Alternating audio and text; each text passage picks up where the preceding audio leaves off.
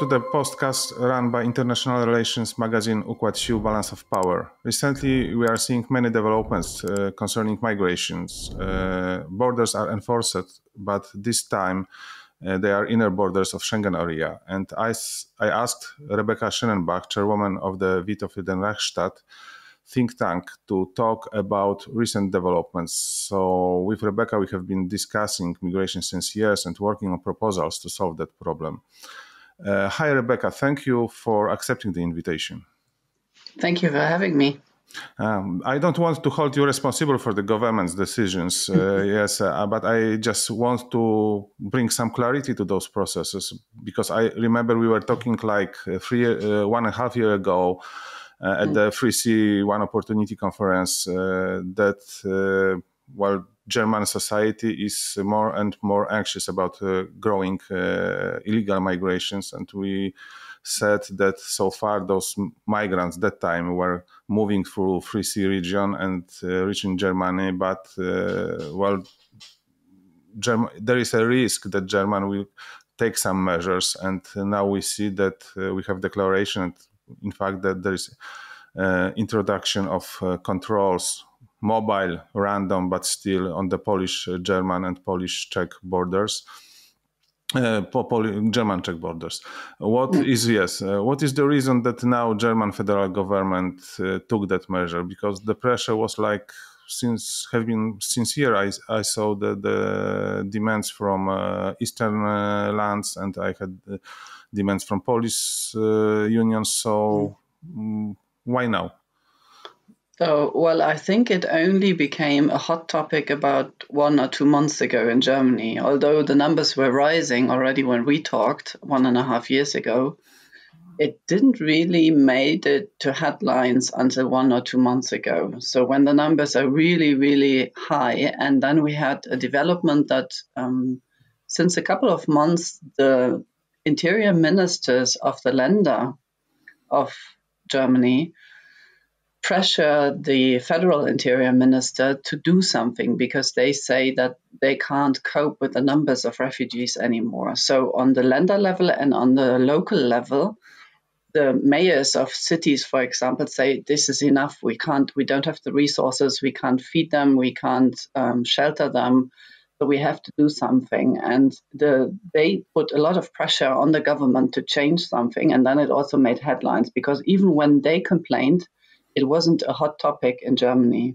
But now we see that the European Union said that 500,000 refugees applied for asylum in the first half of 2023 in the EU countries, Norway and Sweden. And the official estimates of the European Union is 1 million more will come in the second half of 2023. So that is quite shocking. And 30% of those are ending up in Germany. Already on top of those which are already not being handled well in Germany. So the pressure is rising. And it became also a hot topic now because our interior minister is also conducting an election campaign, because she wants to be the president of her land where she comes from, Hessen.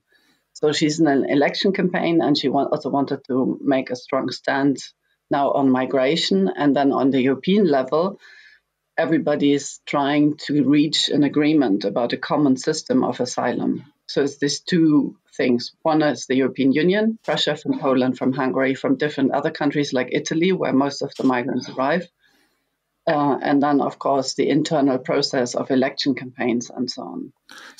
So when you have mentioned these political decisions, or the politics plays the role, what is the role in that decision also about the so-called visa scandal in Poland? Because Chancellor Olaf Scholz mentioned it directly, but on the other hand, Berliner Zeitung, what I read, writes that this comment from Scholz is just for the purpose of the elections in Poland. It's not a quite real reason. Well, Scholz, the Chancellor, avoided to comment on Polish politics in general and on the election campaign for a very long time. Although, of course, that there's been an anti-German campaign going on for quite some time. So he also advised his ministers and his cabinet not to say anything, because he wanted to avoid the whole Germany's meddling in Polish elections. So he states, he basically didn't comment on anything. And nobody really knows why he changed his mind now. Might be for personal reasons, because he's been attacked for quite some time from Poland for not delivering weapons to Ukraine, which I think is really right. The criticism was right in that direction, but he was unnerved by that. Might be he snapped, might be that he decided to change track because he thought that anyway it's not going to change the sentiment in Poland. And of course, the internal discussion. No? He's under pressure now. It's also a discussion within the government, because the Greens, which are part of the government, were not very much in favor of an asylum, of some kind of commitment to stricter rules on asylum or refugees in general. And then he had to put them under pressure. And he also wanted to show maybe that he's in favor of stricter rules. So now he commented that there are things going on in Poland which are unacceptable. And on top of that, maybe he meant this anti-German campaign. Nobody really knows. And on top of that, there was this visa scandal, and this is not acceptable. So that was what he said. Okay, I'm not defending this visa scandal because, it's of course corruption, but, it's not the scale we are talking about when we are talking about mass migration. But so let's go back to this kind of... Just one comment on the Berliner Zeitung, because it was sold to an editor who has a Stasi past. And his view on German politics is quite different from the mainstream view. So he's publishing quite a lot of pieces which are not considered very thoroughly researched, So the opinion published in the Berliner Zeitung is not something that can be considered like really commenting on German politics, but it's from a very, very specific angle. Okay. So also just to caution you. Yeah, yes, because it's always the question. Yeah, it's opinion, not fact. But coming back to kind of the level of solutions, Germany introduced border controls with Austria since 2016. And how it works, yes? Does it provide the solution? Because numbers of migrants are growing. Western Balkan route is kind of popular route among immigrants. Well, it seems not to be working, because the stationary controls at the Austrian border can be, the human traffickers, they work around them basically. And this is also what the union of the police, there are several unions, but the biggest union of the police said that this is the most ineffective way to stop illegal migration, because they know when there are stationary controls where they are. And of course, they won't pass these posts. So they said it's preferable to have flexible mobile controls and some kind of dragnet controls, which are already done, by the way, on the Polish and Czech border. The police and customs is already trying to, with a fish net, to go through the auto routes and so on, and to look for suspicious vehicles. And this is what they propose, because they say the stationary controls don't really stop anything. And that's also the point on the Austrian border. And what the Interior Minister, Nancy Faeser, said is that stationary controls have to be filed with the European Commission on a regular basis, so they have to be kind of rubber stamped, whereas mobile controls don't have to be filed with the European Commission, just can be done. So that was also why she explained why she changed her mind, because before she wanted stationary controls at the Polish border, now she wants mobile controls, flexible controls.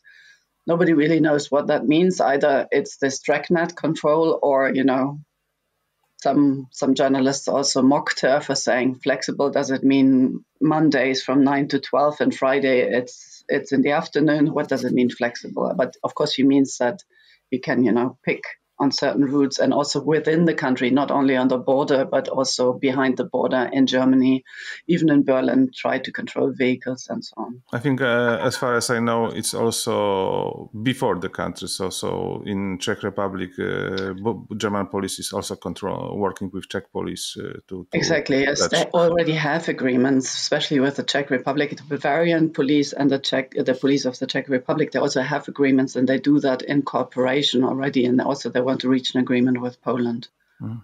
So when you look at these measures, can we say that we are slowly moving towards the direction that Schengen area will be over with coming migration? Well, we have now a discussion on the European level to include Bulgaria and Romania into Schengen. But I think, it depends if the European Union reaches an agreement which will effectively stop illegal migration at its borders. If that happens, if that works, then of course Schengen will survive. If not, then it could be that more and more countries try to get out of the Schengen agreement, especially also Switzerland, which is included in Schengen right now. And also in Switzerland, the pressure to stop migration is very, very high.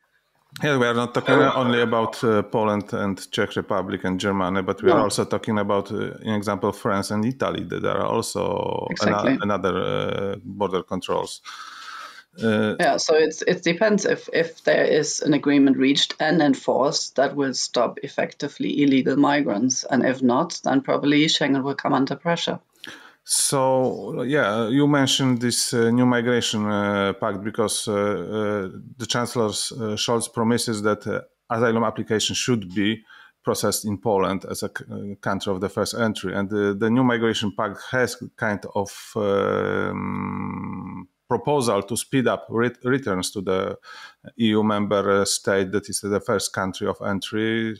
And we are coming back now to that kind of discussion we had exactly 1.5 years ago. So we are, these 3 sea region countries are mostly transit countries, and Germany is these destiny countries.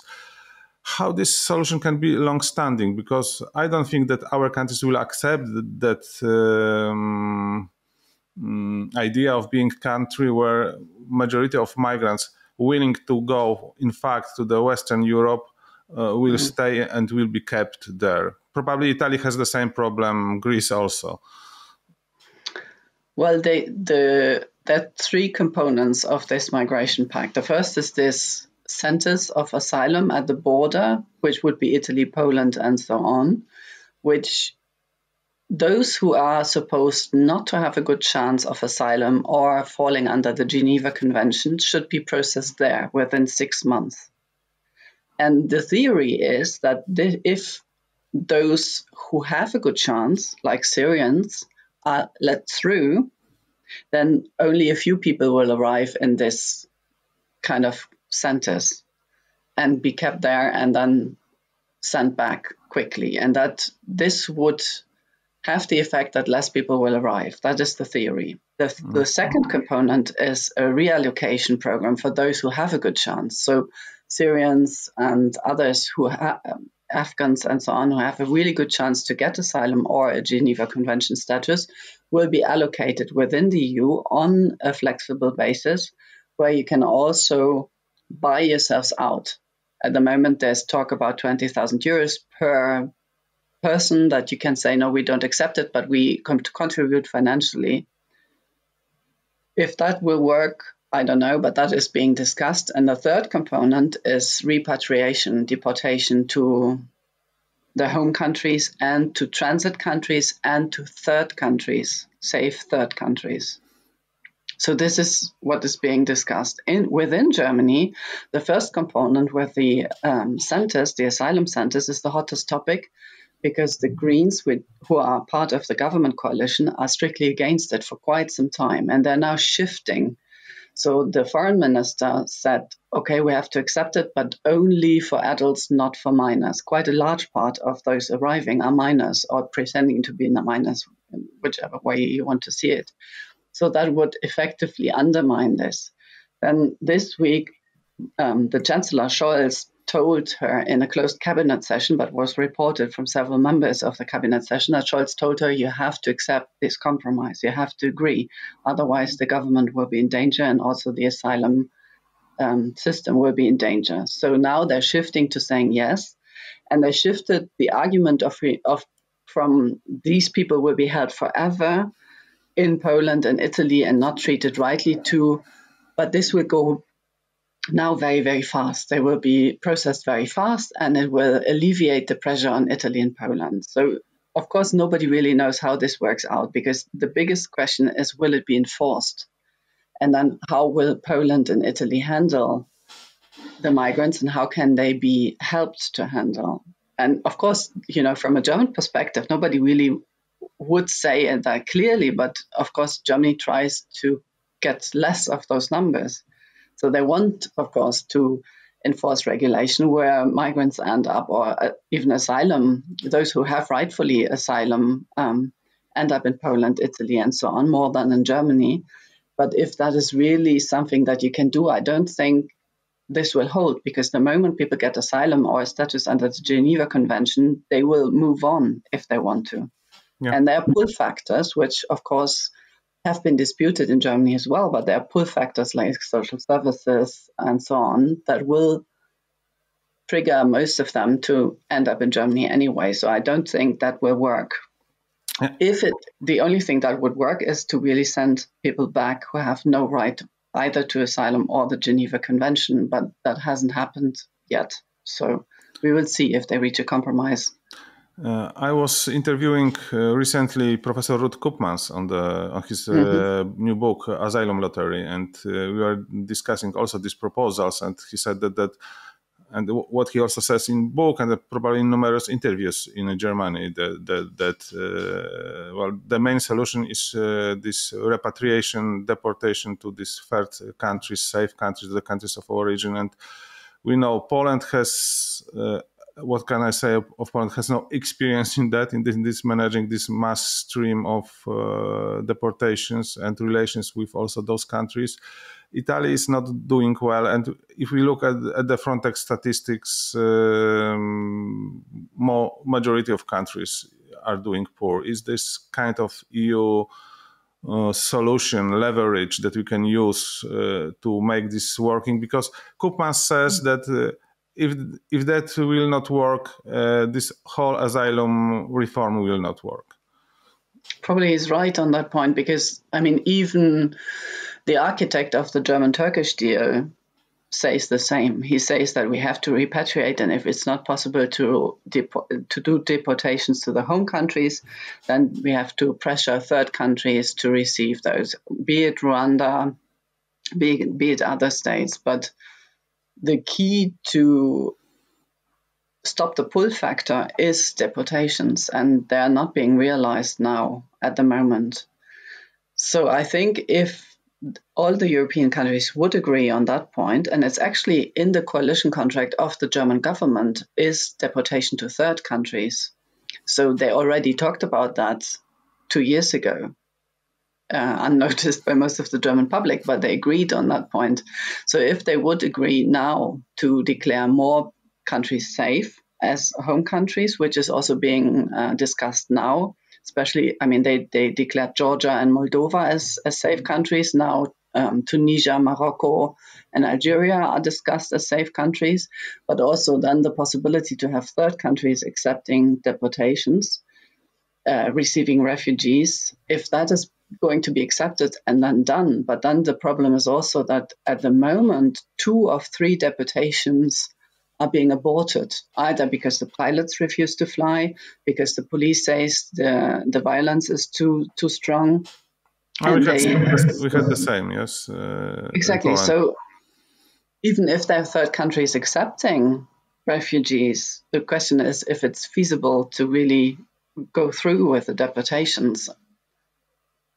We will see. I mean, we saw it in UK. It was stopped temporarily by a judge who said that at the moment in Rwanda, you cannot guarantee a safe asylum process, but that is temporary. So if there would be a solution like the United Nations or some other refugee international refugee convention and would be enforced in third countries, that could be possible, at least legally, to deport people. But we haven't really reached that state where these methods and possibilities are thought out and then put into reality. And how German society is now reacting? What is the sentiment concerning migration? Because, well, we remember Germans from 2015 refugee welcome and this open country to host numbers of migrants and asylum seekers, yes? And is anything changing now? What is current position of the society? Because, well, it will drive also the politics then.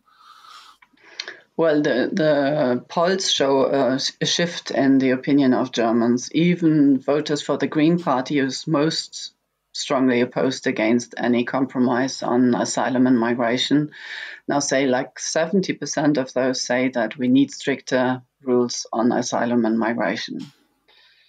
So there's a clear shift from we will manage it, we can do it, wir können das schaffen, like Angela Merkel said, to the notion that we are not able to deal with such huge numbers. And people are in favor of asylum still, but those who receive asylum are like 50,000 in Germany out of nearly 5 million in the last 7 years. So the most of those people fall under the Geneva Convention. And the discussion didn't evolve to changing the Geneva Convention, but at least to enforce stricter controls to really decide what to do before they arrive. So most people are not in favor of leaving it just, by chance. And also the former president, Gauck, said that we risk of losing control if we let this happen again. And that was kind of a shock in the political sphere because, former presidents are supposed to be very, very moderate. And if someone like him says we're at risk of losing control again, then this is an alarm signal that is going to be heard. And the general population clearly states that they don't want this to happen again, apparently. At least most of the polls show that more and more people demand stricter regulation. And they are also for opting for more enforcing and improving the outer border control. Exactly, for more stricter border controls mostly, yes. But not the only inner German, Polish German or Czech German, but also this outer, like Polish, Belarus, Greece, Turkey, etc. Well, most people believe that the best solution would be a European solution. Okay. Not on a national state, but a European solution. So most polls show that people believe strongly in a European solution on the level of the European Union and not on a national solution. So most Germans would still vote that there should be a compromise found at the European level and not some kind of just, protect your national borders. That kind of sentiment is not very strong in Germany. Okay. So thank you very much, Rebecca, for your knowledge and for your opinion and insights on German politics and mood. And I hope that we probably will meet again soon because these things are starting to develop more and more quickly. Yeah, I hope I did the German's planning well. Okay, thank you very much. Thank you, Jan.